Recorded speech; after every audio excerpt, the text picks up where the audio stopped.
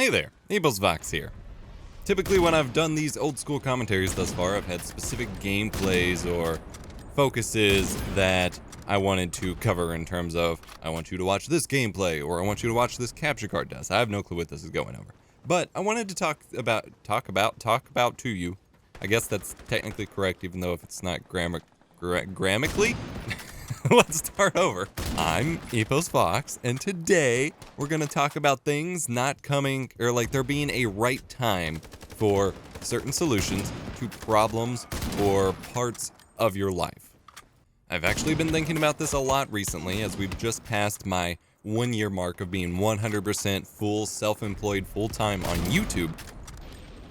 And, reflecting upon my history on YouTube, especially if you're watching on this channel's been around since, actually, I don't have the date. I'm gonna look that up right now. Going to my channel page, I wanna say 2009? 2010. This channel was made in 2010. I've been posting YouTube videos and been on the platform since 2006. It's been a long time, basically 12 years on the platform in various forms and ways. Now, keeping in mind, in 2006, I was 12, 13. I was literally an internet 12-year-old. So, of course, I had no clue what I was doing at the time. So, a lot of people like to bring up, like, oh, if you've been around this long, why don't you have PewDiePie-level subscribers? And that's not how it works. And I used to get really frustrated whenever I was grinding away at the YouTubes, especially on this channel. I've posted thousands of videos to this channel of very bad gameplay commentaries and gaming videos, and a lot of things that were emulating or doing similar things that a bunch of people have already done, because I thought that's what I wanted, because I thought that's what I should be doing, and wondering why the success wasn't just coming to me. A, because that's not how it works. That's not how it ever works. But also B, I wouldn't have been ready for that level of success had it shown up on my door. And I actually have a direct, usable example of that, in that I've mentioned a couple times in various videos and forums, my very first quote-unquote big break on YouTube was I had a dual commentary, which was the gaming YouTube speak for collaborative video back in the day, with Vicstar123, who is still a fairly large YouTube creator and was one of the top young Call of Duty creators of like the second wave of Call of Duty creators on the platform. He was already full-time. I mean, he was only like 16 at the time, whereas I was like 18 or something when it happened. And it was the coolest experience of my life. Just total random occurrence that we were put in contact with each other, and he agreed to give me a dual commentary purely because he liked how my voice sounded. And you can tell if you watch the video that he has no idea who I am or why we're talking, but he still wanted to do it anyway. So it was a little awkward, but it was one of my first big breaks, and it got me like 1,000 subscribers. Just bam.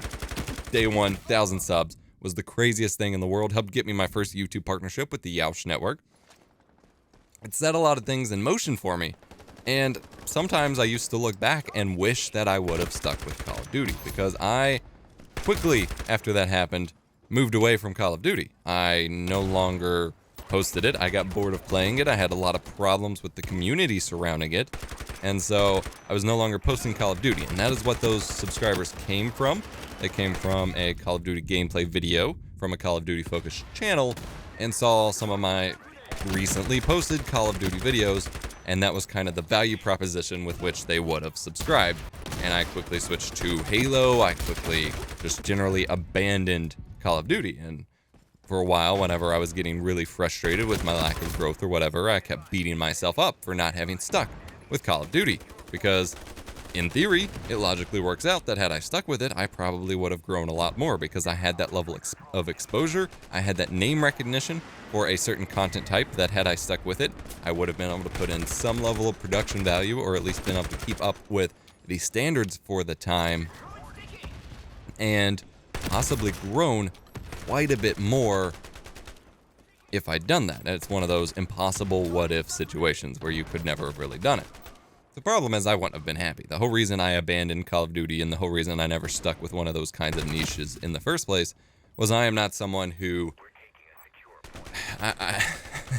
I am not someone who can stick with just one game or one hyper-specific subject, because I am someone who has so many different vested interests in so many different subjects and discussion matters and video games and the like. And so, had that level of success just rushed upon me, like tens of thousands at the time would have been a more accurate scale, tens of thousands of Call of Duty viewers awaiting my next Call of Duty video, I wouldn't have been able to sustain it. I couldn't even sustain the 1,000 that showed up because I wasn't ready. I wasn't in a place where I could handle that level of expectation, of responsibility, of quote-unquote fame. I wasn't at that point.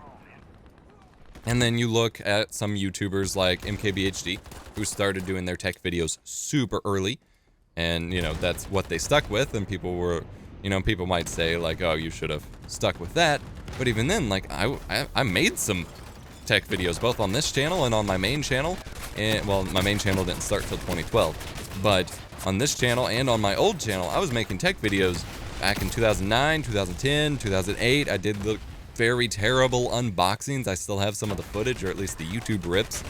Terrible unboxings and like one horrible review. Had I stuck with that, it just wasn't a format that I was ready for. And this was something, like I said, that I was thinking about, that was circling in my head. And then my fiance brought it up with regards to something personal to her, but a very similar thing of, this is the solution that I have now, but it wouldn't have worked for me a few years ago. And that's the same thing with my YouTube thing, wherein had I, like, there's always those notions of, if I could go back in time and tell myself X, Y, or Z, what would it be? And for me, it would not be anything. Like, I might tell myself minor little details, but, you know, that you would expect the answer to be, oh, I would tell myself to do this in thumbnails and to make these kinds of videos and to stick with this trend. But no, that wouldn't have been the right solution for me at the time. I had to go through the process. Life is all about the process, about the journey, not the result. I had to go through the process of making gaming videos, getting burned out on gaming videos, learning the things I learned by making the gaming videos, making the connections that I made through that process, understanding the back end of YouTube the way that I did, learning the flaws in my own work ethic and approach and things like that, the way that I learned it, in order to come to the conclusion that tech videos were for me. I only got into tech videos as a side passion, as, oh hey, this OBS, I mean, to be honest, like, people joke about me just being the OBS guy, but that's how I really pivoted into tech, was I was making gaming videos, and I discovered OBS early on, and was using OBS to make my videos, and wanted to share that, because it was suddenly the most helpful program I found for it, beyond the traditional DX story or Fraps. And those tutorials blew up. I didn't stick with it at the time. I was still shooting for that gaming channel goal, but then I realized that that was fun and that it was rewarding and that people were watching it. So in Christmas 2014, or the Christmas before 2014, I think. No, yeah, it was the Christmas of 2014. I'd been making more. I'd already throughout the year sent out more review requests and started doing some reviews, and that stuff was gaining traction, and I was realizing I loved learning camera work, learning production, learning to review tech and playing with tech. That's what I grew up loving. So then Christmas 2014, I made the decision, it's time to switch fully to tech. And that is how I was able to build the success that I have at the moment. Had I forced that upon myself at any previous point in time, it would not have worked out that way. And this is all one big giant rant, because I'm terrible at pacing, to basically give you the idea that it's okay if you don't have the solution or the answer or the objective for yourself right now in the moment. That is okay. That's perfectly normal. That's healthy. Even if you have an idea that winds up being something that you encounter or settle with in 5 years, in 2 years, in 10 years, it is okay, normal, and probably a good idea that you haven't jumped on it just yet. Because the right solution for you is not always the right solution for you right now. And that's something I used to struggle with a lot, was was trying to, or, that was my big source of anxiety. Coming out of high school, going into college, switching colleges, trying to figure out where I was going in life. I got really frustrated not knowing what my path was going to be, not knowing what the answers were. And a big source of that anxiety was because I saw examples of people who seemingly had it figured out. But the thing is they went through a very similar process to figure it out. And so while you can do it without as much worry or anxiety and just trusting that very few people die without having things somewhat figured out or without having reached a stronger point of stability or understanding of themselves, you still have to go through the process. There are no shortcuts in life. If you do make a shortcut, you're probably not on the right path anymore anyway. Yeah. Don't know if this made any sense. Wanted to share it anyway. Hope you enjoyed. Let me know your thoughts in the comment section below if you can relate to this at all. I focus very much on my examples because that's how I can best illustrate the point, but of course this applies to quite literally everything. I mean, hell, you talk about school homework. Getting the answers right in front of you to the homework does nothing for you. That doesn't help you. That causes you more problems because then you don't learn how to do it. And come the test or the real life application, you're screwed. All right, I'm going to hop off here. Hit the like button if you enjoyed. Subscribe if you're crazy. And I'll see you next time.